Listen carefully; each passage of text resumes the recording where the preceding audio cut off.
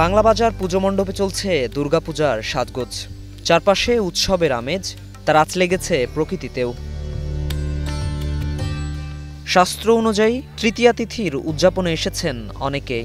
প্রত্যাশা এবারের পুজো বয়ে আনবে শান্তি সম্প্রীতি, পরিবেশও থাকবে নির্বিঘ্ন।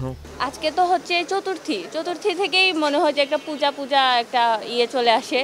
ভাল লাগতেছে অনেক, মা আসতেছেন একটা বছর পরে। সবচেয়ে বড় ব্যাপার হচ্ছে এটা তো আসলে একটা উৎসব, ভয় ভীতি যেন মানুষের মনে আসলে না থাকে। উৎসবটাকে যেন সবাই নিজের করে উপভোগ করতে পারে, সেটাই আসলে আমাদের কাম্য। উৎসব মুখর পরিবেশে দুর্গোৎসব শেষ করতে আশাবাদী আয়োজকেরা।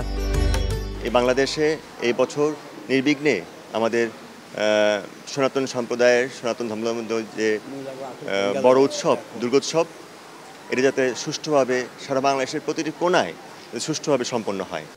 এ সময় মণ্ডপ পরিদর্শনে এসে পুলিশ প্রধান জানান, পূজা শুরুর আগে বিচ্ছিন্ন কয়েকটি ঘটনা ঘটলেও তাৎক্ষণিক ব্যবস্থা নিয়েছে আইন শৃঙ্খলা বাহিনী। নেই কোনো নিরাপত্তা ঝুঁকি। পুরান ঢাকায় একটা পূজার প্রস্তুতিকালে গিয়ে আমি এই কমিউনিটির মধ্যে যে সৌহার্দ্য দেখেছি, এটা ভোলার মতো না।